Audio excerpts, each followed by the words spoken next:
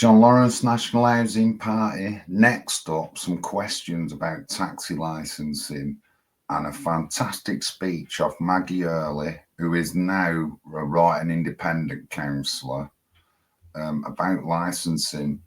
One of the big things in all this grooming gang thing is the taxi firms and taxi ranks and Ubers. And there's a big issue with Ubers. You don't know who's going to be in them, like a normal taxi firm. So really awesome questions here about taxiing and something that should be talked about and looked into a lot more. John Lawrence, National Housing Party. Madam Mayor, the next group of questions. The next. Okay. We have, Madam Mayor, we've got 3 public questions in relation to licensing. Okay. There's members of the public submitted questions. We're going to go on to their questions. We've got questions from Miss Harrison, Alison Campbell, and Maggie Hurley. Those 3 questions are in relation to licensing. If any of them would like to ask their own question, they're entitled to do so. Otherwise, I will ask them. And these questions are posted to the Leader of the Council, Councillor Chatterton. So first question from Miss Harrison. Following the release of the CSE report and Councillor Amanda Chatterton's statement regarding taxi drivers' licences being checked twice a year, I would like to know the following. Uber taxi drivers can obtain a licence via, say, another council, Bury or Rochdale, for example, and work here in Oldham freely. Do the surrounding boroughs follow the same due diligence regarding their licensing as Oldham does? How can we, as a borough, be confident that Uber taxi drivers do not pose a risk to the children of this borough? The next question is from Alison Campbell. I have noticed recently a lot of private hire drivers operating in Oldham have licences issued in Wolverhampton and Sefton. I could not understand why this was until the publishing of the inquiry report, when the issue of licensing for taxis was raised. My question is this to get around the recently introduced 6-monthly CRB checks that they may not pass, and when and what is being done by Oldham Council to ensure that only private hire and taxi drivers who have passed a recent CRB check are operating in Oldham? As a parent of a 19-year-old who regularly uses taxis, I want to ensure she is safe. And the third question on this section is from Maggie Hurley. Oh, okay. Sorry, thank you. Yeah, indeed. Maggie Hurley, ask her on.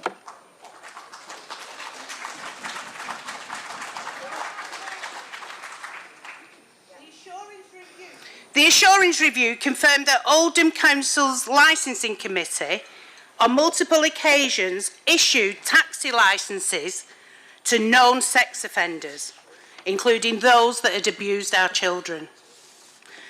Will Amanda Chatterton, the leader of Oldham Council, please confirm that the findings presented regarding failings in her council's licensing committee are accurate?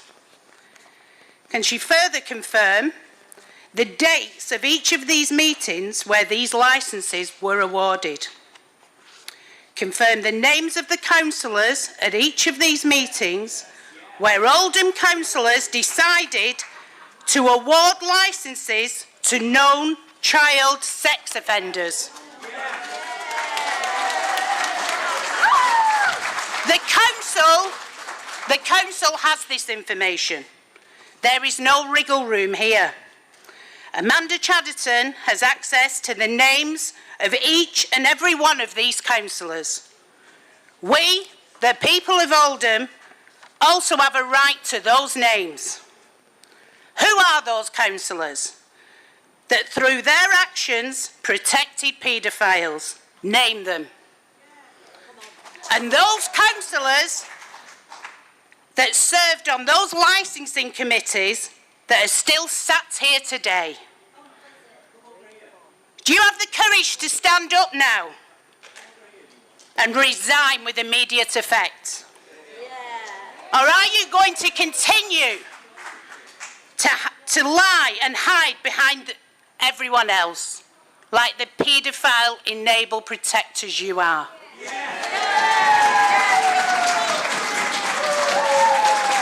At what point will any of you take responsibility for your actions?